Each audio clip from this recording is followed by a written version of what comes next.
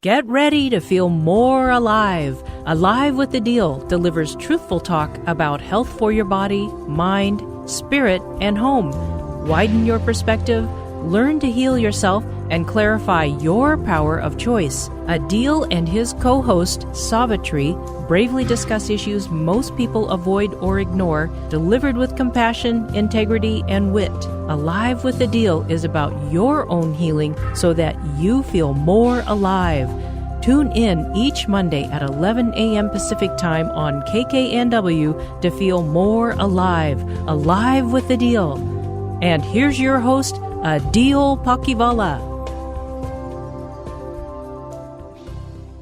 With Aadil, this is Aadil Pakivala. Welcome back to our show. And thank you all listeners for making our show one of the top-rated shows in the country. Thank you. And today I have Mona with me here on the show. Hi, Aadil. Hello. Well, it's an interesting topic we chose for the show today. Surviving travel today. Well, guess what happened last night? I was on the East Coast in North Carolina. I was in Raleigh-Durham Airport, and a storm hit. A storm hit Charlotte. Since the storm hit Charlotte, they would not let the plane take off in Raleigh-Durham. This meant that we were sitting there. We were sitting and sitting and sitting, and they said, "We don't know if you'll make a connection, but we'll just keep sitting until we get time to take off." And then the captain said, "Oh, well, it's okay. All of you might as well get off the flight rather than just sitting on the plane and see if they have rebooked you on another connection." So we all got off the flight and all stood in line at the gate agent's counter. So there's a huge line, 150 people there in line.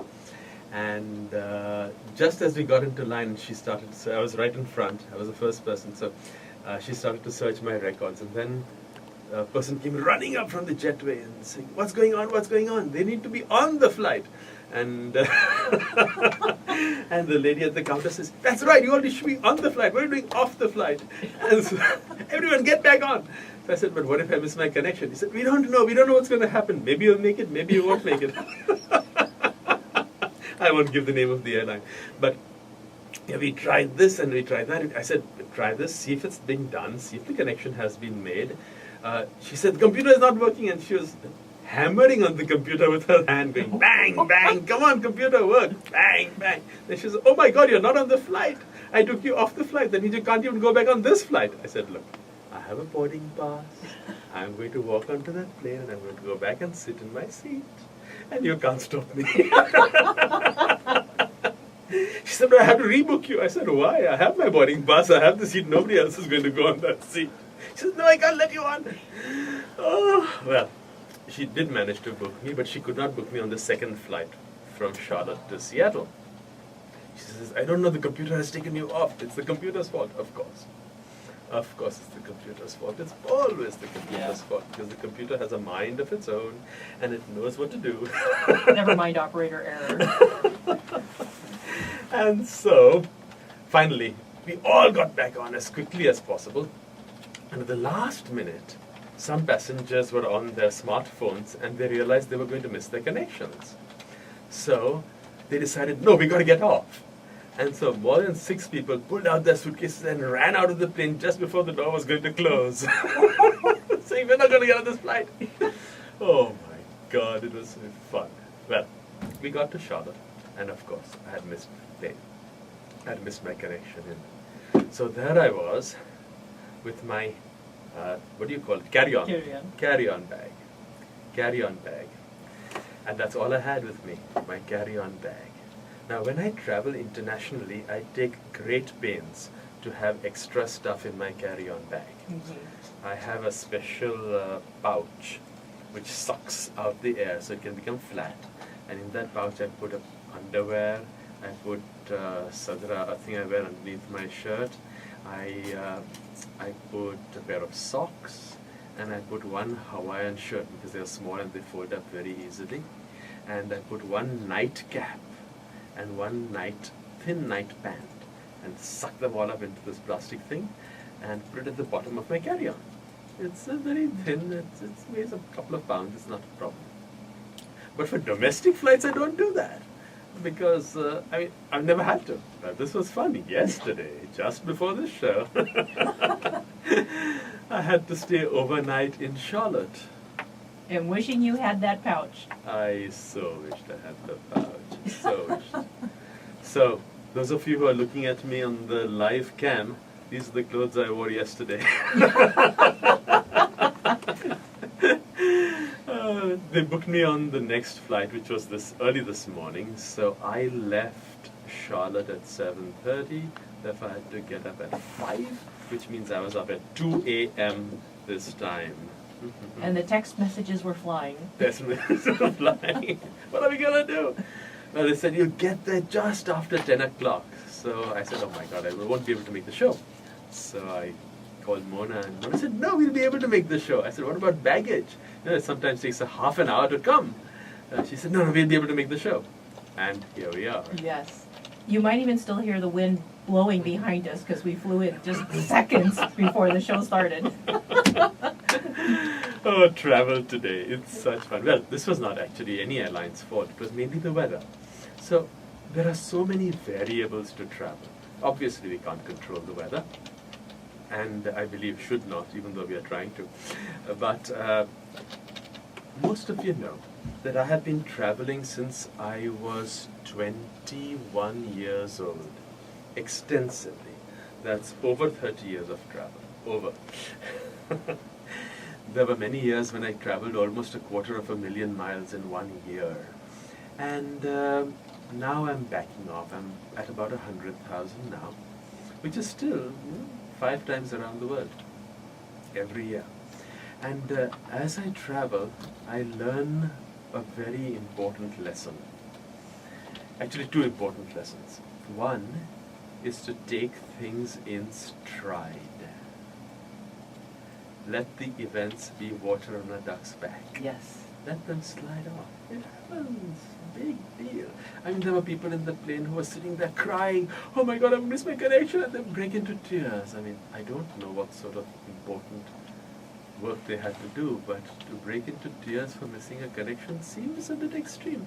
But I don't know, maybe their mother was ill and they had to get to a hospital or something, I don't know. But the point is, there was a lot of emotional impact to something that is a part of life. Problems. Drama. Drama. So, the first thing I learned was relax. If I can change it, I change it. If I can't, I relax. Perfect. Yeah. I was practicing that on the way to the airport to pick you up. I mean, what can you do? You cannot change the weather. You cannot pedal faster and make the plane move faster. So you just relax. Yeah, and I had plan B in place in case it didn't happen. I have a phone call to Benny. So that's the first lesson. And that's a lesson that applies not only to travel, but applies to all facets of our lives, which is look and see that which I control, that which I can't, I let go of. God grant me the serenity to accept the things I cannot change, the courage to change the things I can, and the wisdom to know the difference. So here we have it again. God, grant me the serenity to accept the things I cannot change, the courage to change the things I can, and the wisdom to know the difference. So in travel, that's my first lesson.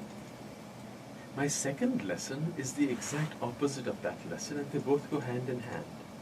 And that second lesson is take care of yourself at every point in the journey. Take care of yourself. So in the next segment, we are going to talk about how to take care of yourself. What do you need to do? But just now, I'd like to go over this concept of taking care of yourself. You see, most of us believe that stuff on the outside is okay. I myself do not. I believe that we need to take care of ourselves. We cannot just eat what is in a restaurant and assume it is healthy. We cannot just drink the water and assume it is safe. We cannot do things like that anymore. Maybe 50 years ago that was true. But today, with big corporations and genetically modified foods and the whole adulteration of the integrity of our nutrition system, of our air systems, it's important that we take care of ourselves. So that's what we are going to discuss when we come back. However, I'd like to mention that we are having our birthday. Yes, it is our birthday, our 1-year anniversary. So when was our first show, Mona? September 20th. September 20th. So happy birthday to Aadil. Happy birthday to Alive with Aadil. Indeed, a happy birthday to us.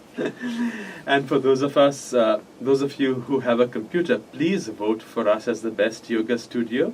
It's on Yoga Center's webpage. It's yogacenters.com, YOGACENTERS.com, and click on the square pink logo that says "Make us number one" again.